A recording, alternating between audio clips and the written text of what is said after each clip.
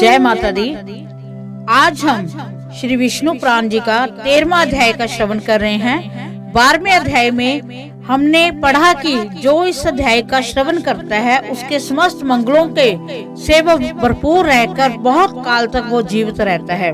तो चलो श्रवण करते हैं। राजा बेन और पृथु का चरित्र। श्री पराशर ने कहा कि हे मैत्रेय, ध्रुव से सृष्टि और भव्य को उत्पन्न किया और भव्य से शंभु का जन्म हुआ तथा सृष्टि के द्वारा उसकी पत्नी सुजच्छाया ने रिपने विपर वरकुल और वृक्तेजा नामक 5 निष्पाप पुत्र उत्पन्न किए। उनमें से रिपु के द्वारा बृहति के गर्भ से महातेजस्वी चाक्षुष का जन्म हुआ। चाक्षुष ने अपनी भार्या पुष्करनी से, जो वरुण कुल में उत्पन्न और महात्मा वीरन प्रजापति की पुत्री थी, मनु को उत्पन्न किया। तपस्वियों में श्रेष्ठ मनु से वैराज प्रजापति की पुत्री नड़वाला के गर्भ में 10 महातेजस्वी पुत्र उत्पन्न हुए। नड़वाला से कुरु, पुरु, शतधुमन, तपस्वी, सत्यवान, शुचि, अग्निशोष्टम, अतिरात्र तथा नमा, सुध्रम और 10वां अभिमन्यु, इन महतेजस्वी पुत्रों का जन्म हुआ। कुरु के द्वारा उसकी पत्नी अग्रेयी ने अंग, सुमना, ख्याति, क्रतु, अंगिरा और शिवी, इन 6 परम तेजस्वी पुत्रों को जन्म किया। अंग में सुनीता के बेन नामक पुत्र उत्पन्न हुआ। ऋषियों ने उसके दाहिने हाथ का संतान के लिए मंथन किया। हे महामुने, बेन के हाथ का मंथन करने पर उससे वैन्य नामक महिपाल उत्पन्न हुए, जो पृथ्वी नाम से विख्यात है और जिन्होंने प्रजा के हित के लिए पूर्व काल में पृथ्वी को दोहा था। श्री मैत्रेय जी ने कहा कि हे मुनि श्रेष्ठ, परम ऋषियों के ने बेन के हाथ को क्यों मथा, जिससे महापराक्रमी पृथु का जन्म हुआ। श्री पराशर जी ने कहा कि हे मुने, मृत्यु की सुनीता नाम वाली जो प्रथम पुत्री थी, वह अंग को अपनी पत्नी के रूप से दी गई थी, उसी से वेन का जन्म हुआ। है मैत्रेय, वह मृत्यु की कन्या का पुत्र और माता मैं के दोष से स्वभाव से ही दुष्ट प्रकृति का हुआ। उसे वेन का जिस समय महर्षियों द्वारा राजपद और अभिषेक हुआ, उसी समय उस पृथ्वीपति ने संसार भर में ये घोषणा कर दी कि भगवान यज्ञ पुरुष में ही हूँ, मुझसे अतिरिक्त यज्ञ का भोक्ता और स्वामी हो ही कौन सकता है, इसलिए कभी कोई यज्ञ, दान और हवन आदि ना करे। हे मैत्रेय, तब ऋषियों ने उस पृथ्वी पति के पास उपस्थित हो पहले उसकी खूब प्रशंसा कर सांत्वना युक्त मधुर वाणी से कहा। ऋषिगण ने कहा कि हे राजन, हे पृथ्वी पते, तुम्हारे राज्य और देह के उपकार तथा प्रजा के हित के लिए हम जो बात कहते हैं सुनो, तुम्हारा कल्याण हो। देखो, हम बड़े बड़े यज्ञों द्वारा जो सर्वज्ञेश्वर देवाधिपति भगवान हरि का पूजन करेंगे, उसके फल से मैं तुमको भी भाग मिलेगा। हे नृप, इस प्रकार यज्ञों के द्वारा यज्ञ पुरुष भगवान विष्णु प्रसन्न होकर हम लोगों के साथ तुम्हारी भी सकल मनोकामनाएं को पूर्ण करेंगे। हे राजन, जिन राजाओं के राज्य में यज्ञेश्वर भगवान हरि को यज्ञों द्वारा पूजन किया जाता है, वह उनकी सभी कामनाओं को पूर्ण कर देते हैं। वेन ने कहा, मुझसे भी बढ़कर ऐसा और कौन है जो मेरा भी पूजनीय है, जिसे तुम यज्ञेश्वर मानते हो, वह हरि कहलाने वाला कौन है? ब्रह्मा, विष्णु, महादेव, इंद्र, वायु, यम, सूर्य, अग्नि, वरुण, धाता, पूषा, पृथ्वी और चंद्रमा तथा इनके अतिरिक्त और भी जितने देवता शाप और कृपा करने में समर्थ हैं, वे सभी राजा के शरीर में निवास करते हैं। इस प्रकार राजा सर्वदेव में है। हे ब्राह्मणों, ऐसा जानकर मैंने जैसी जो कुछ आज्ञा की है वैसा ही करो। देखो, कोई भी दान, यज्ञ और हवन आदि ना करे। हे द्विजगण, स्त्री का परम धर्म जैसे अपने पति की सेवा करना ही माना गया है, वैसे ही आप लोगों का धर्म भी मेरी आज्ञा का पालन करना ही है। ऋषिगण ने कहा कि महाराज, आप ऐसी आज्ञा दीजिए जिससे धर्म का क्षय न हो। देखिए, ये सारा जगत हवि का ही परिणाम है। श्री पराशर ने कहा कि महर्षियों के इस प्रकार बार बार समझाने और कहने सुनने पर भी जब वेन ने ऐसी आज्ञा नहीं दी, तो वे अत्यंत क्रुद्ध और अमर्ष युक्त होकर आपस में कहने लगे, इस पापी को मारो मारो, जो अनादि और अनंत यज्ञ पुरुष प्रभु विष्णु की निंदा करता है, वह अनाचारी किसी प्रकार पृथ्वीपति होने के योग्य नहीं है। ऐसा क्या मुनिगणों ने भगवान की निंदा आदि करने के कारण पहले ही मरे हुए उस राजा का मंत्र से पवित्र किए हुए कुशाओं से मार डाला। हे द्विज, तदनुसार उन मुनीश्वरों ने सब और बड़ी धूली उठती देखी। उसे देखकर उन्होंने अपने निकटवर्ती लोगों से पूछा कि ये क्या है। उन पुरुषों ने कहा कि राष्ट्र के राजाहीन हो जाने से दीन दुखिया लोगों ने चोर बनकर दूसरों का धन लूटना आरंभ कर दिया है। हे मुनिवरों, उन तीव्र वेग वाले परधनहारी चोरों के उत्पात से ही बड़ी भारी धूली उड़ती दिख रही है। तब उन सब मुनीश्वरों ने आपस में सलाह कर उस पुत्रहीन राजा की जंगा का पुत्र के लिए यत्न पूर्वक मंथन किया। उसकी जंगा के मथने पर उससे एक पुरुष उत्पन्न हुआ जो जले ठूठ के समान काला, अत्यंत नाटा, छोटे मुख वाला था। उसने अति आतुर होकर उन सब ब्राह्मणों से कहा, मैं क्या करूं?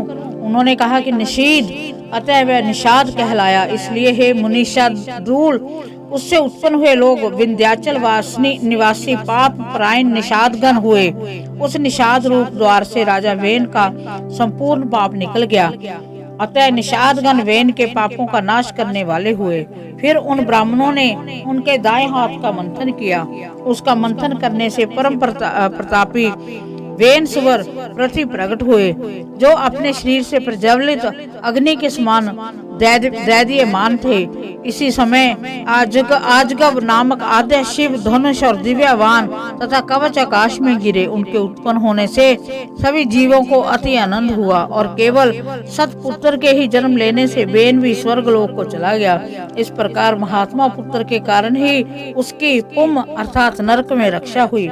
महाराजा, पृथु के अभिषेक के लिए सभी समुद्र और नदियां सब प्रकार से रतन और जल लेकर उपस्थित हुए। उस समय अंगिरस देवगणों के सहित पितामह ब्रह्मा जी ने उस समस्त स्थावर जंगम प्राणियों ने वहां आकर महाराज वैन्य का राज्याभिषेक किया। उनके दाहिने हाथ में चक्र का चिन्ह देखकर उन्हें विष्णु का अंश जान पितामह ब्रह्मा जी को परम आनंद हुआ। ये विष्णु भगवान के चक्र का चिन्ह सभी चक्रवर्ती राजाओं के हाथ में हुआ करता था। उनका प्रभाव कभी देवताओं से भी कुंठित नहीं होता। इस प्रकार महातेजस्वी और परम प्रतापी वेन पुत्र धर्म कुशल महानुभावों द्वारा विधि पूर्वक अति महान राजा राजेश्वर पद पर अभिषिक्त हुए। जिस प्रजा के पिता ने अपरक्त किया था उसी का उन्होंने अनुरंजित किया, इसलिए अनुरंजन करने से नाम उनका राजा हुआ। जब वह समुद्र में चलते थे तो जल बहने से रुक जाता था, पर्वत उन्हें मार्ग देते थे, उनकी ध्वजा कभी भी भंग नहीं हुई। पृथ्वी बिना जोते बोए धान्य पकाने वाली थी, केवल चिंतन मात्र से ही अन्न सिद्ध हो जाता था। गोएं कामधेनु रूपा थी और पत्ते पत्ते में मधु भरा रहता था। राजा पृथु ने उत्पन्न होते ही पैतामा यज्ञ किया और उसने सोमाभिषेक दिन सूर्ति से महामती सूत की उत्पत्ति हुई। उस महायज्ञ में बुद्धिमान मागध का भी जन्म हुआ। तब मुनीश्वरों ने उन दोनों सूत और मागधों से कहा, तुम इन प्रतापवान वेन पुत्र महाराज पृथु की स्तुति करो, तुम्हारे योग्य यही कार्य है और राजा भी स्तुति के ही योग्य है। तब उन्होंने हाथ जोड़कर सब ब्राह्मणों से कहा कि ये महाराज तो आज ही उत्पन्न हुए हैं, हम इनके कोई कर्म तो जानते ही नहीं हैं। अब इनके ना तो कोई गुण प्रकट कर सकता है, ना यशी विख्यात है, फिर कहिए हम किस आधार पर इनकी स्तुति करें। ऋषिगण ने कहा कि ये महाबली चक्रवर्ती महाराजा भविष्य में जो जो कर्म करेंगे, इनके जो जो भावी गुण होंगे, उन्हीं से तुम इनका स्तवन करो। श्री पराशर ने कहा, ये सुनकर राजा को भी परम संतोष हुआ। उसने सोचा, मनुष्य सद्गुणों के कारण ही प्रशंसा का पात्र होता है, अतः मुझको भी गुणोपार्जन करने चाहिए। इसलिए स्तुति के द्वारा ये जिन गुणों का वर्णन करेंगे, मैं भी सावधानी पूर्वक वैसा ही करूंगा। यदि यहाँ पर ये कुछ त्याज्य गुणों को भी कहेंगे तो मैं भी उन्हें त्यागूंगा। इस प्रकार राजा ने अपने चित्त में निश्चय किया। फिर उन दोनों ने परम बुद्धिमान वेद नंदन महाराज पृथ्वी को उनके भावों कर्मों से आश्रय से स्वर सहित भरी प्रकार स्तवन किया। ये महाराज सत्यवादी, दानशील, सत्य मर्यादा वाली, लज्जाशील, सुहृद, क्षमाशील, पराक्रमी और दुष्टों का दमन करने वाले हैं। ये धर्मज्ञ, कृतज्ञ, दयावान, प्रियभाषी, माननीयों को मान देने वाले, यज्ञ प्रायण, ब्रह्मणायण, साधु समाज में सम्मानित और शत्रु तथा मित्र के साथ समान व्यवहार करने वाले हैं। इस प्रकार सूत और मागध के कहे हुए गुणों को उन्होंने अपने चित्त में धारण किया और उसी प्रकार के कार्य किए। तब उन पृथ्वीपति ने पृथ्वी का पालन करते हुए बड़ी बड़ी दक्षिणाओं वाले अनेक महान यज्ञ किए। अराजकता के समय औषधियों के नष्ट हो जाने से भूख से व्याकुल हुई प्रजा पृथ्वीनाथ पृथ्वी के पास आई और उनके पूछने पर प्रणाम करके उनसे अपने आने का कारण निवेदन किया। प्रजा ने कहा कि हे प्रजापति, नृपश्रेष्ठ, अराजकता के समय पृथ्वी ने समस्त औषधियां अपने में लीन कर ली हैं, अतः आपकी संपूर्ण प्रजा श्रीन हो गई है। विधाता ने आपको हमारा जीवनदायक प्रजापति बनाया है, अतः श्रुदा रूप महारोग से पीड़ित हम प्रजाजनों को आप जीवन रूप औषधि दीजिए। श्री पराशर ने कहा कि ये सुनकर महाराज पृथु अपना आजगव नामक दिव्य धनुष और दिव्य बाण लेकर अत्यंत क्रोध पूर्वक पृथ्वी के पीछे दौड़े। तब भय से अत्यंत व्याकुल हुई पृथ्वी गौ का रूप धारण कर भागी और ब्रह्मलोक आदि सभी लोकों में गई। समस्त भूतों को धारण करने वाली पृथ्वी जहाँ जहाँ भी गई वहीं वहीं उसने बेन पुत्र पृथ्वी को शस्त्र संधान किए अपने पीछे आते देखा। तब उन प्रबल पराक्रमी महाराज पृथु ने उनके बाण प्रहार से बचने की कामना से कांपती हुई पृथ्वी इस प्रकार बोली। पृथ्वी ने कहा, हे राजेंद्र, क्या आपको स्त्रीवध का महापाप नहीं दिख पड़ता जो मुझे मारने पर आप ऐसे उतारी हो गए हो?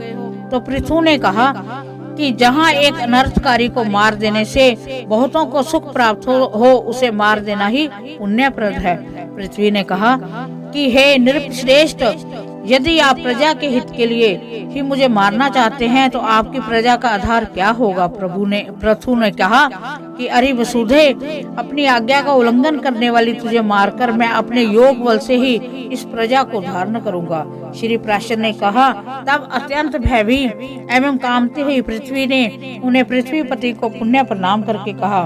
पृथ्वी ने कहा कि हे राजन, यत्न पूर्वक आरंभ किए हुए सभी कार्य सिद्ध हो जाते हैं, अतः मैं भी आपको एक उपाय बताती हूँ। यदि आपकी इच्छा हो तो वैसे ही करो।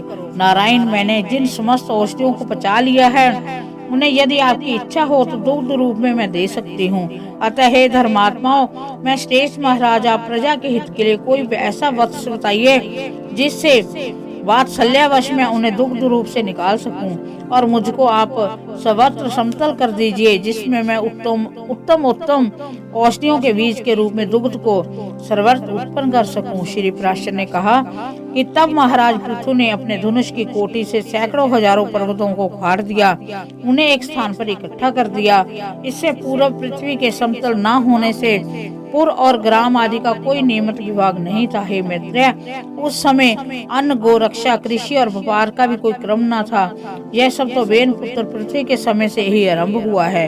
हे द्विजोतम, जहाँ जहाँ भूमि समतल थी वहीं वहीं पर प्रजा ने निवास करना पसंद किया। उस समय तक प्रजा का आहार केवल फल मूल आदि ही था, वह भी औषधियों के नष्ट हो जाने से बड़ा दुर्लभ हो गया था।